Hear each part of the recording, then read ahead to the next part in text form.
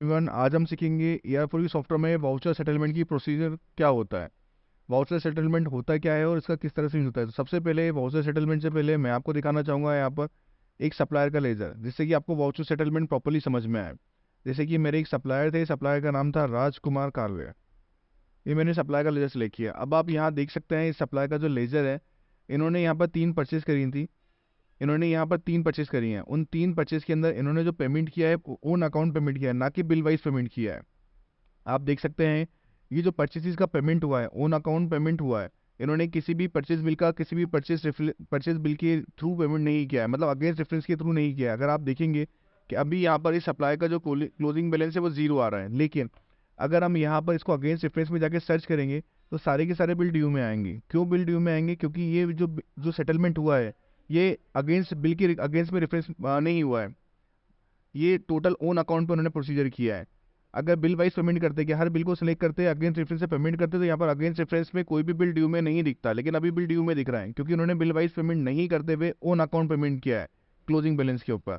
तो अगर अब हम चाहते हैं कि ये वाले जो बिल्स हमारे पास आ रहे हैं ये यहाँ से आना आना बंद हो जाए, क्योंकि ऑलरेडी इसका पूरा सेटलमेंट हो चुका है, सारे बिल लेजर का जो क्लोजिंग है आप देख सकते हैं कि यहाँ पर जीरो आ रहा है। तो इसको हम किस तरह से ER4 सॉफ्टवेयर में हम यहाँ पर रिमूव करेंगे ताकि हमें यहाँ पर ड्यू में शो ना हो।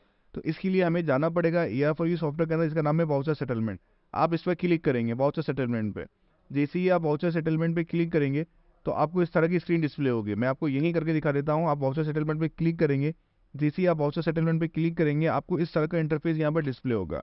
उसके बाद आप यहाँ जाके सप्लायर सेलेक्ट करेंगे और सप्लायर सेलेक्ट करने के बाद यहाँ पर आपके जो भी सप्लायर का नाम था वो आप सप्लायर का नाम सेलेक्ट करेंगे, जिस तरह से मैंने सप्लायर का नाम यहाँ पर सेलेक्ट किया है, और सर्च बटन पे क्लिक करेंगे। जैसे ही आप सर्च बटन पे क्लिक करेंगे तो यहाँ आप देख सकते हैं कि यहाँ पर जितने भी अनसेटल बिल थे, मतलब आप देख सकते हैं कि ये जो बिल थे 3 बिल थे, उन्होंने अगेंस्ट बिल वाइज जो पेमेंट था वो नहीं करा था, तो ये सारा का सारा पेमेंट जो है वो अनसेटल में पड़ा है, यहाँ पर बिल वाइज सेटलमेंट नहीं हुआ है।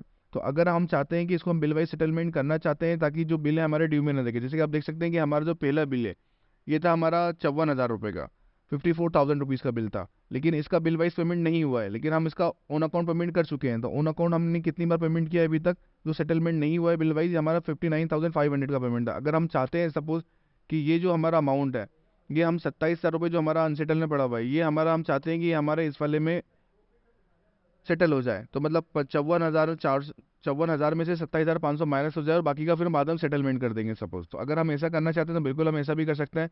हम इसके सेम बटन पे क्लिक करेंगे और ओके बटन पे हम क्लिक करेंगे, और जैसे ही हम ओके बटन पे क्लिक करेंगे तो आप देख सकते हैं यहाँ पर जो 27,000 रुपये का जो अमाउंट था, यहाँ 27,500 का, वो यहाँ से हट चुका है।